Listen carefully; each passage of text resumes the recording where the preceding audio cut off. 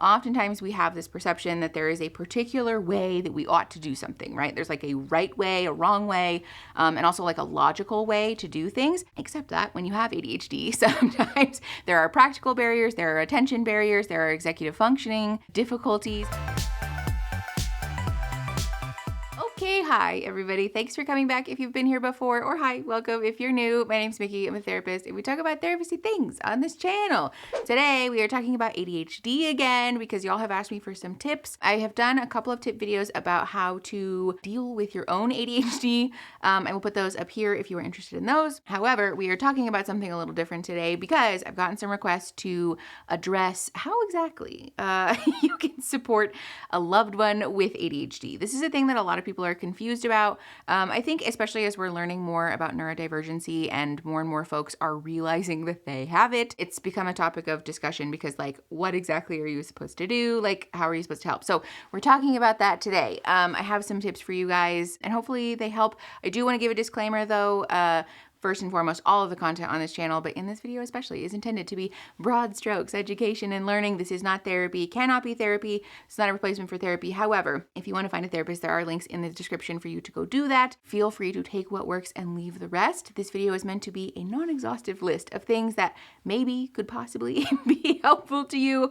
It's impossible for me to know your specific situation. So again, feel free to take whatever works for you and then just chuck out the rest. That said, let's get into the tips. Oh, also, if you're new here, you should subscribe. Thanks. Tip number 1 is to not take it personally. Oftentimes when there is discourse or discord in regards to ADHD, there is some defensiveness for folks who have the ADHD and some hurt feelings on behalf of the folks who don't have ADHD. The thing that can be helpful in this scenario is to remember that people with ADHD especially, our brains are kind of fucky sometimes, and it's not our fault. It's not a thing that we can control, and it's also not a reflection of you and your value. So your partner having a difficulty with attention, especially hyperactivity, this is not because they don't love you, don't care about you. And so being mindful of that reaction for yourself can go a long way in terms of your ability to be present with them, in terms of your ability to voice your feelings and your boundaries more effectively, more concisely. So first of all, I want to encourage people to remember that it's not a personal slight, but also to be aware, to process your own emotion, to give yourself permission to feel how you feel.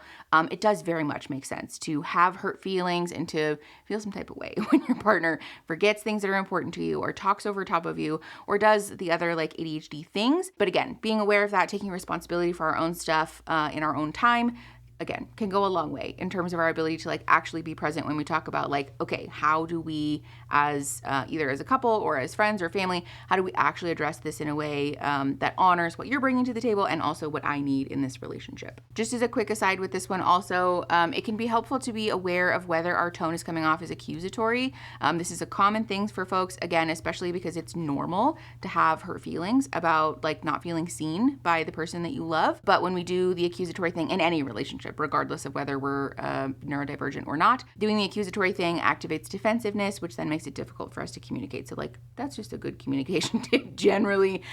Being mindful of not being like finger pointy or accusey is like very helpful. Tip number 2 is to be mindful of sensory issues. I say this because for a lot of folks with ADHD, it's common to have a particular sensitivity to different sensory issues. I don't know if this video will be up by the time that I talk about this, but if it is, I'll put it up here. I talked about how sensory issues can run the gamut in terms of the way that they affect folks with neurodivergency. And so I guess just to be mindful that this can be genuinely dysregulating or distracting.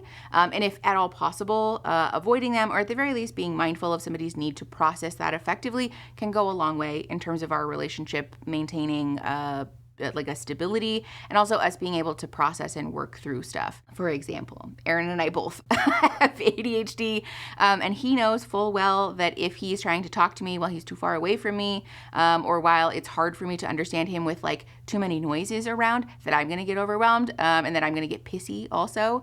And so us being mindful of that means that we wait to have especially like important communication until there's less overwhelming noise, like background noise and stuff like that. In the same way that I know that there are certain noises, like, do you care if I out your sensory issues? Especially the sound of paper rubbing on paper or like opening a cardboard box. Trying to talk to Aaron while I'm opening Amazon packages is just not the way. It's not a thing that's going trying to be helpful. And it doesn't make sense for me to be upset at him if he didn't hear what I said when I'm like grating on his nervous system by moving a cardboard box around. So that's what I mean by being mindful of those things.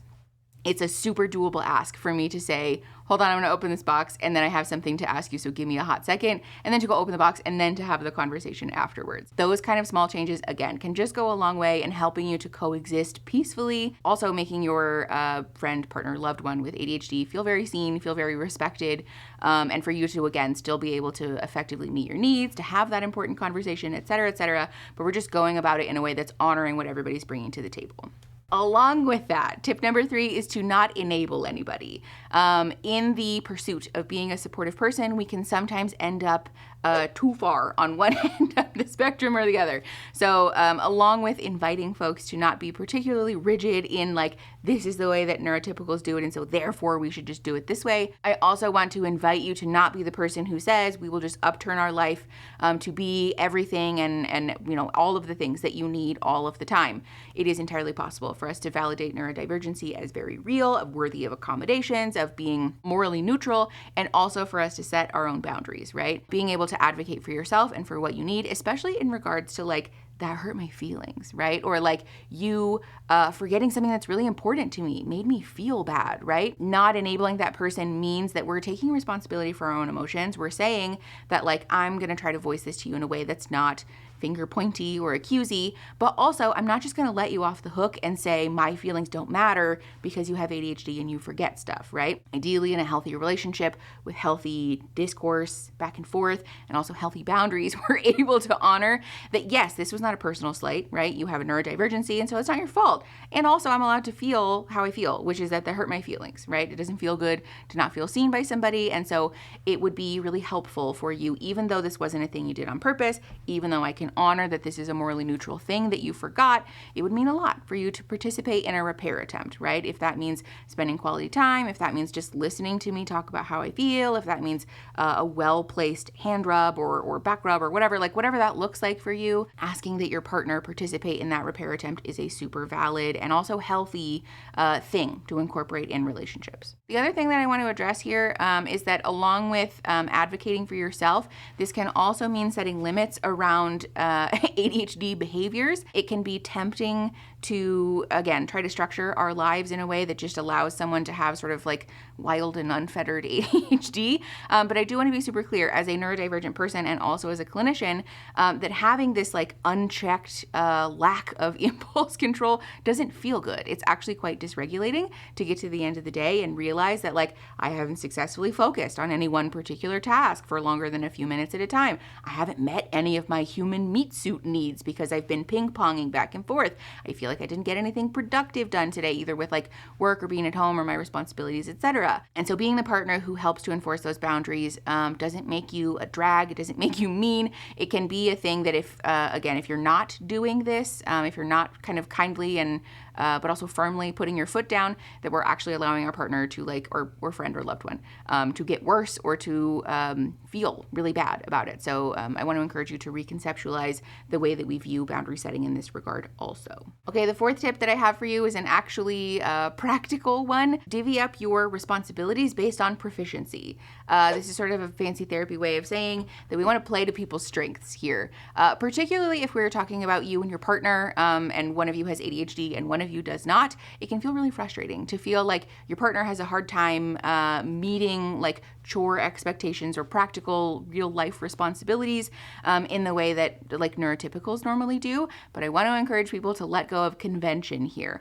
Oftentimes we have this perception that there is a particular way that we ought to do something, right? There's like a right way, a wrong way, and also like a logical way to do things, except that when you have ADHD, sometimes there are practical barriers, there are attention barriers, there are executive functioning difficulties that will get in the way of you being able to like neurotypically successfully complete something. So For example, if you know that your partner seems to have a pretty easy time successfully completing the task of vacuuming, but the idea of emptying the vacuum and cleaning the filter and doing all of that at the end of the task is like all too much, then divvy those up as 2 separate chores, right? Instead of saying you're not completing the chore that I asked you to do, we can evaluate, like, is this a thing that you can successfully do as like separate tasks, right? I've talked on the channel before about how, for me especially, the idea of emptying the lint trap before I put stuff in the dryer is like super annoying. And so if I am able to do it at the end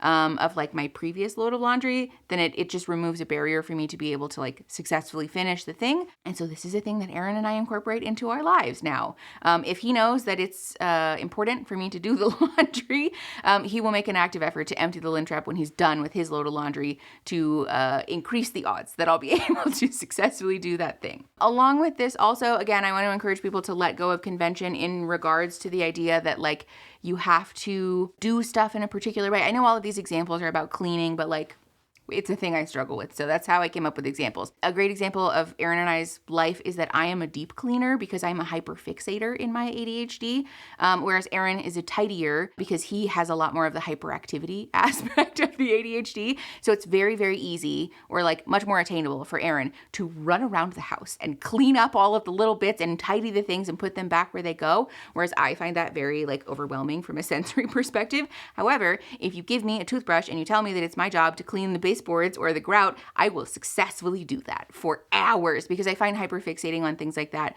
to be very gratifying and also a much more feasible expectation, whereas Aaron finds that incredibly boring and will lose his ability to pay attention on that almost immediately. So structuring our household labor in a way that plays to those strengths is a really effective way for us to maintain our practical responsibilities of like, we can't live in a pigsty, and also doesn't force us to participate in types of labor that are especially difficult for us. So if you notice that there are particular things that your partner seems to be able to like regularly, successfully complete, play to those strengths. Along with that, a sense of novelty is really helpful with anything ADHD related. And so that might also mean then that those tasks rotate or change on a regular or irregular schedule. That doesn't have to be a bad thing either. Tip number 5 is another practical one. Participate in their coping. Oftentimes it can feel a little bit overwhelming for folks with executive dysfunction to do the thing of actually successfully coping. And so like, for example, body doubling is a really effective way for folks with ADHD and other neurodivergencies really to feel more able to successfully complete a task. Body doubling in and of itself can be a great coping strategy for what it's worth, but incorporating the principle of body doubling into coping strategies can be a great way for you and your partner to, first of all, spend some nice quality time together, but also to help combat the executive dysfunction, particularly task initiation issues that often come along with ADHD. So if your partner knows, for example, that like meditation or mindfulness is really helpful for them, but they just have a really hard time getting started, building in some time to your schedule for both of you to do it together. Again, great way to spend quality time, but it's also a great way for your partner to combat this task initiation issue of like, I know that this thing helps me. I know that it helps me feel more like myself, but I just can't seem to get over this hump and like actually do it. And so doing those coping things together, again, great way to combat this. Also, for what it's worth, there are lots of other practical means to incorporate this. My favorite recommendations to folks are to share a Google Calendar because you can sync that across many devices and see practically like what are the to-do list items that we have, what are the big events that we have coming up, are there preparation things that we need to do for those events, et cetera, et cetera. There are also great apps. Cozy is the one that my partner and I use, but there's lots of different like shared to-do list apps as well, where you can both add things to like your grocery list, for example, if you know you ran out of something and you want to add it before you forget. Things like that, those types of practical doing together can be a great way to combat what is oftentimes a really frustrating inattention or hyperactivity issue. So if you guys enjoy these, if you find them helpful, I'm happy to continue to make these. Like I said, I've gotten a lot of requests for this, so I wanted to address this from the support perspective. So if you like the video, if you guys want to support the work that we're doing on the channel, you can subscribe and then share the video to help the channel grow and to help each other grow. And I will see you guys next Saturday. Okay, bye.